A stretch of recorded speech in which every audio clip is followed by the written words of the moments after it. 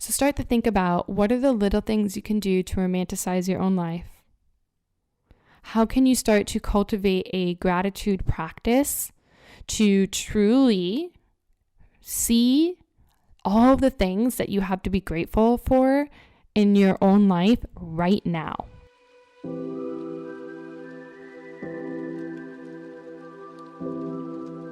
Welcome to Unlock Your Wellbeing, the podcast that teaches you the simple keys to health and happiness so that you can grow as a human being into a well-being. And now here's your host, author, certified wellness coach, mother, and wife, Alisha Leytem. Hi everyone, welcome back. It's Alisha, and welcome to another episode of Unlock Your Wellbeing. Can you believe we are already on episode 14 of the first season?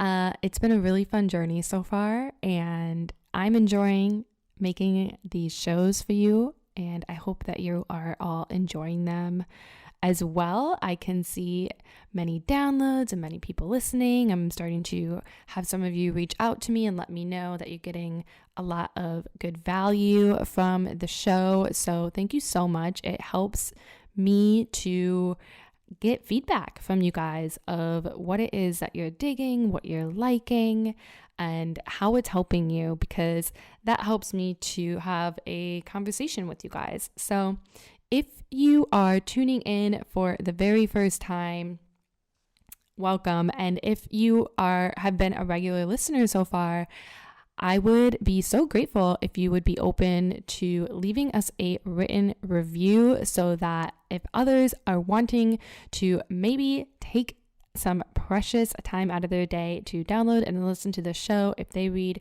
your review, that they will see that this is a really good investment in their time. So you can head to Apple Podcasts on iTunes and leave a written review. Give us 5 stars if you've been enjoying this, and just know that that would make me very happy and very grateful. So thank you for considering that, you guys. Now, for today's show, I have quite a list of things that I am so excited to talk to you about, because, to be honest, what I'm going to share with you is a huge part of my coaching and how I help a lot of my clients. In fact, one of my very first clients I ever worked with many years ago, when I was living in Ohio and I was a newer yoga teacher and I just started my wellness coaching practice, this was a topic of conversation for like all of her sessions. I remember we would meet at the Starbucks that was near the yoga studio, and we would meet like before or after a yoga class that either I was teaching or we were going to a class together. And it's just bringing back a lot of great memories. And I just specifically remember her asking me this question of, how do I find contentment?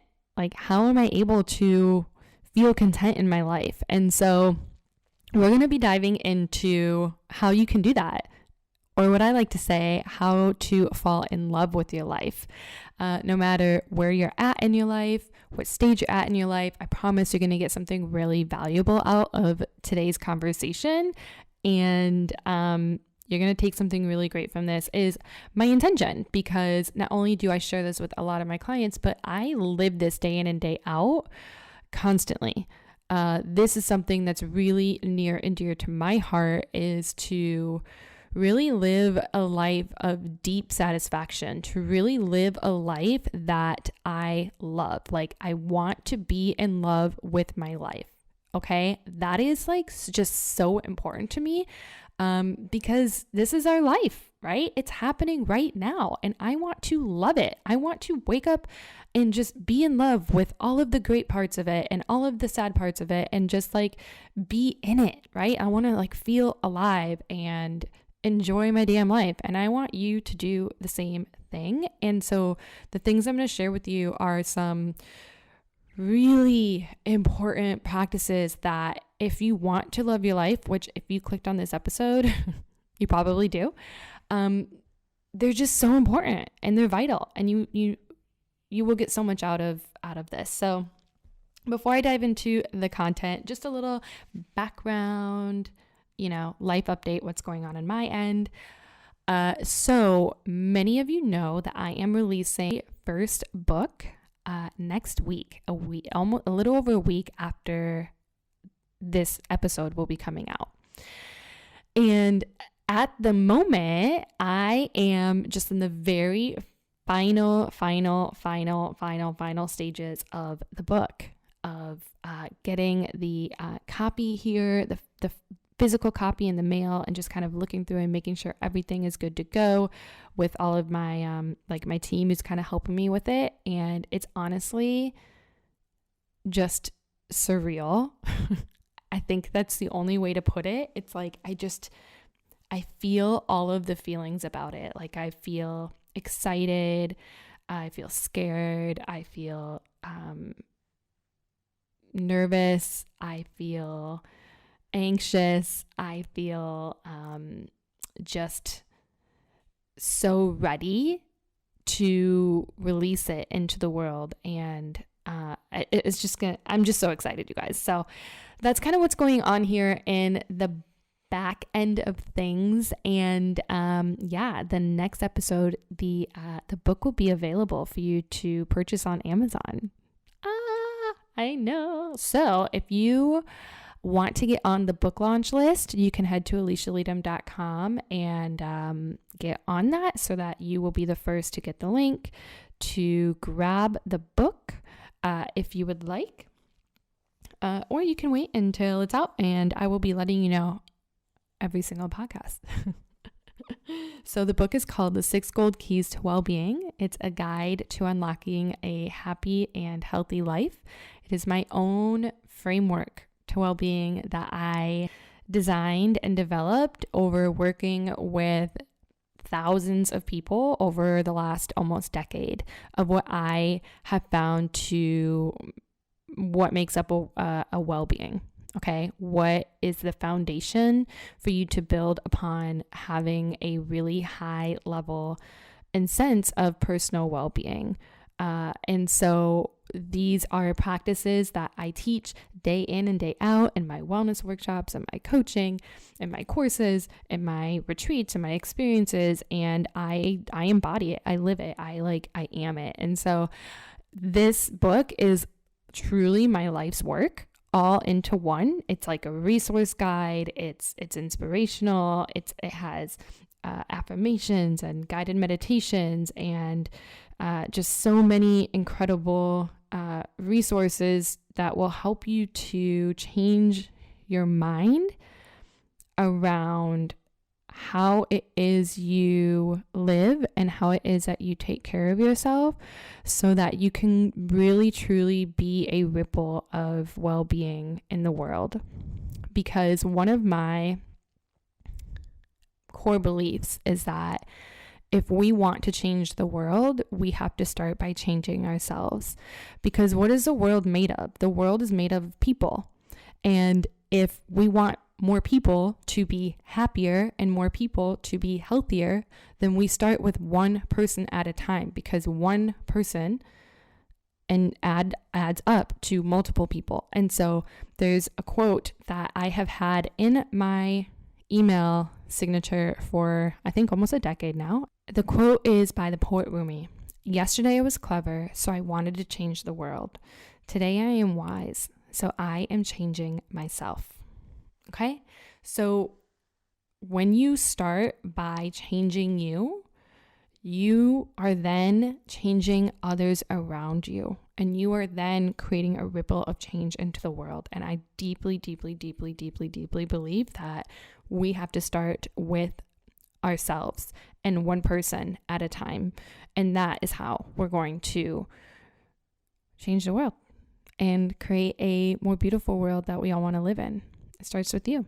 So that is my intention and my hope with this book, is to give you a framework of where to start and how to incorporate that sense of well-being for yourself so that you can ripple that with those around you. So it's a bigger intention beyond that. So with that, let's dive into today's content and show. I want to start with the idea that we are always getting ready to live. In fact, I'm going to read something from a book that explains this really well. There is a Chinese proverb that states, "People in the West are always getting ready to live." There is a remarkable truth to this proverb. When we are little, we can't wait to get big. When we are big, we can't wait to get out of the house. Then we can't wait to go through college and get a job. And then we can't wait until our vacations. And finally, we can't wait until our retirement. And as the Chinese proverb states, we never really live. We're just getting ready. And I think this is so important to reflect on for ourselves. And are you someone who is always getting ready to live? Like, are you holding yourself back in getting ready to live? Are you always making plans to getting ready to live? And when you're living out those plans, are you making new plans and not allowing yourself to be fully in the current plans that you are living, right? Because the only moment we really have is right now. And there's this illusion that we think somehow the next moment is going to be better than this current moment. The next day is going to be better than this day. The next year is going to be better than this one. The next decade will be better than this. And so what we do when we're thinking like this is we're actually robbing ourselves of our happiness. We're robbing ourselves of living our life because we're saying that this moment, this day, this year, this time is not enough, and the next one might be better than this one. And so we're always looking for something that's not here, and you're literally robbing yourselves of your own happiness. And so I'm sure many of you listeners have heard of, there's a quote that goes along the lines of, life is what happens when you're making other plans. I can't remember who said that, but that goes along with this saying that I'm speaking about, right? And I remember hearing that for the first time years ago, and it really stuck with me because now whenever I'm making plans, I always think about that of like, actually life is right now. I'm making plans for, something, and I'm living in the moment right now.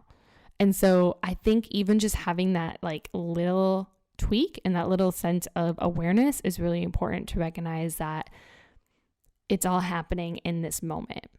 And so what is the solution to helping us really get out of this place of feeling discontented with our current reality and our current day, and to fall in love with our life and not fall in love with what tomorrow might bring, or the next phase might bring, because that doesn't exist. And the answer lies in something called contentment, in being content with your life. Now, give me an opportunity to explain more about this, because it's not just like, oh, be happy with what it is and just be content. It's so much deeper than that, and I'm going to share with you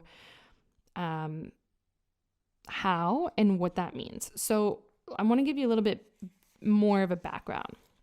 Okay, so the concepts that I'm going to share with you about contentment are actually from one of the 8 limbs of yoga. So in yoga philosophy, there's actually 8 limbs, and one limb is the physical poses. Okay, so whether you have practiced yoga before or you haven't, what you might think yoga is only, which is like doing the poses on the mat, right? However, that's just one limb of it. There's 7 other parts to yoga. And in fact, the poses, doing the physical poses, were only developed and created so that your body would be ready to then sit into meditation when you were finished. That's the only reason they were designed.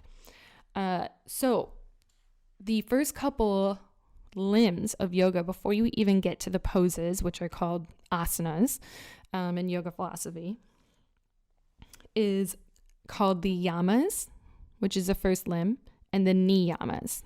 Okay. Now, the yamas and the niyamas are basically a way of living and a way of thinking. And within these yamas and niyamas, there are these jewels, let's call them, okay? These jewels to a way of living that will help you to live a beautiful life. And one of the jewels in the niyamas, the second limb of yoga, is called Santosha. And Santosha means contentment. Now, when you live in a state of feeling content with your life, this is what will bring you joy. Okay? So the outcome to being content is feeling joy. Now, what in a nutshell is Santosha, is contentment. One of my favorite quotes about contentment is that contentment is falling in love with your life. Point blank, contentment is falling in love with your life. Now, a book that I am referencing a lot of this from, that I learned many years ago in my yoga teacher training when I became a teacher. It's called The Yamas and Niyamas, Exploring Yoga's Ethical Practice. I will have the link to this book in the show notes, right? But one part that she talks about in this book that really kind of helps you to grasp this a little bit more is how when we are truly content, okay, we're not seeking, we're not looking for the next moment to be better, okay? We're not like looking to see if the grass is greener necessarily. We are able to stay calm, we're able to stay in our center, and we're able to open our hearts in gratitude for what we have. And when you have your heart open in gratitude for what you have, and you're really rooted, right, like an unshakable centeredness, then you can open your palm and say, and I'm available and I'm open for the next thing and I'm open for more.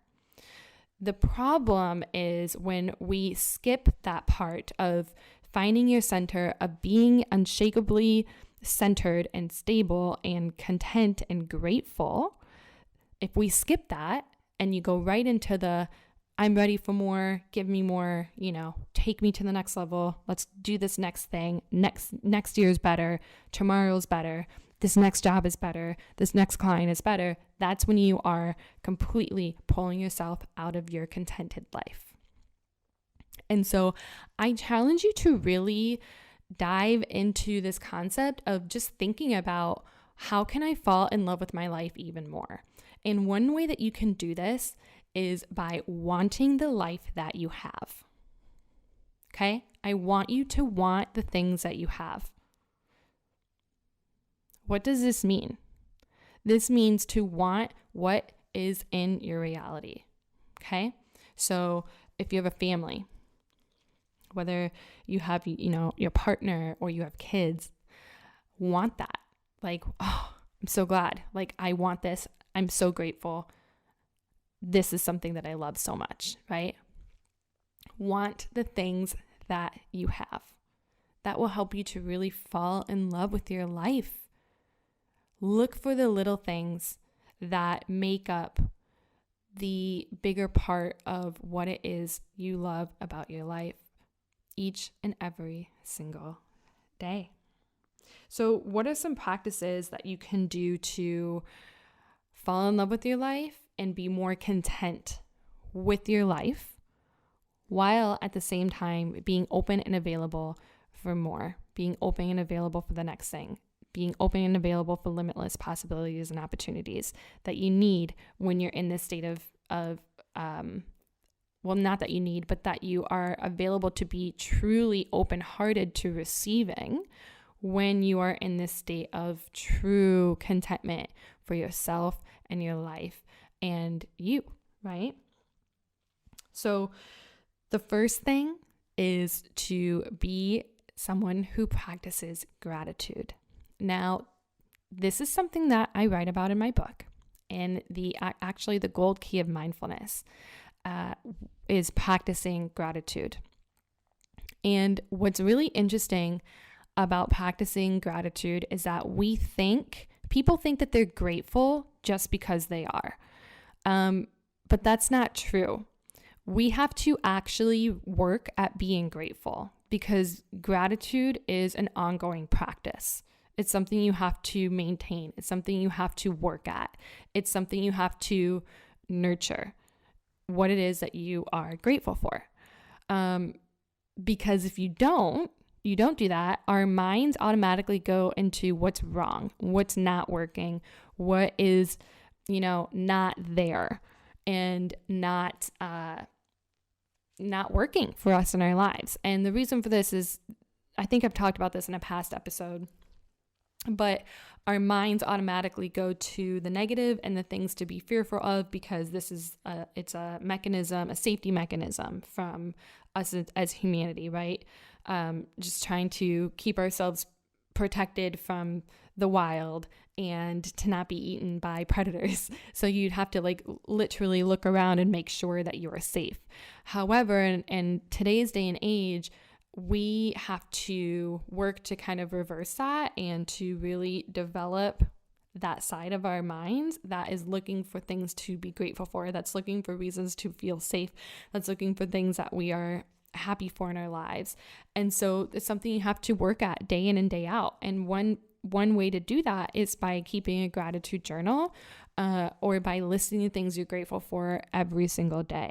And the more that you do this, the more you literally list out the things you're grateful for, the more you'll realize you have things to be grateful for. So the more you list things out that you are grateful for, the more you'll recognize that there's even more to be grateful for. And then it just opens up this whole abundance of a whole new world of oh my gosh, look at all of this that I have to be grateful for. This is crazy. And it just keeps coming and coming and coming and coming. And this is unlocking a huge part of feeling content in your life. Okay? It's very, very powerful, and it works when you work it. It works when you work it, my friends. So practicing gratitude is something you have to work at if you want to feel content, if you want to love your life, and if you want to experience joy. You got to be grateful. So that's one practice of how to be content. The other one is something I've been kind of mentioning a little bit throughout this show so far, but it's finding your center. It's maintaining your center. It's finding a centeredness that is unshakable. It's not so much about riding the waves of life as it is about being so rooted and so stable, like a tall tree that winds can't tear you down. Okay? It means that you are so content in mastering life that all of the things going around you in the tree is just pure noise, because you're just so rooted and so there, yet your presence is known. It's the energy of the trees. Another thing I talk about in the book. So how can you be in your own center? How can you find your true center and find that centeredness that is unshakable day in and day out? To me, how I do this is my daily spiritual practices. And the more that I am connected to, my higher power, the more that I do my practices that help me stay connected with the power greater than me, whatever that is or that means for you. The more that I do this work, the more that I practice the things that I share about on this podcast, the more I am in my center, the more I feel unshakable, the more that I remove the noise from around me, the more that I just focus on my life and my lane and taking care of that is right in front of me, my work, my family, my close friends, which I have a very small circle on purpose, and falling in love with my own life and removing anything else that is just pure distraction, the more I'm able to stay in my center, the more that is unshakable, the more content I am. And the more content I am, the more grateful I am, the more I am open and available to receive more. The next thing. Not because I need it, because I'm able to receive it from a place of I already have enough. And I'm available for more now, right? But if you are living life where you feel like where you're at is not enough, and then you're trying to receive more, then that's coming from this place of lack, and then you're enhancing this discontentment, right? So that kind of brings me to the next practice, which is not needing anything more, which is not seeking, which is not thinking that there's something wrong with this moment or something wrong with your current reality that it needs to be fixed, which is even when you're going through an emotion of times where you're disappointed or you're sad or you're depressed or you're impatient, and not feeling so attached to those things of needing it to be different, than what it currently is. This is like the core essence of mindfulness, is being in the moment, whether it's a hard moment or a great moment, and not being so attached to the moment, kind of like neutralizing the moment and, having that strong center so much that it's not going to take you out, because you are content with almost being discontent.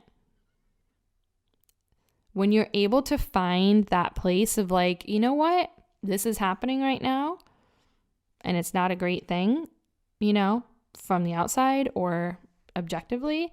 However, I'm still content, even though things around me are discontent, even though this is not complete, even though I'm still waiting to hear back from this person, even though, I am still healing from something, even though I'm still waiting for an answer on this, even though whatever it is, you're still able to find contentment among the discontentment.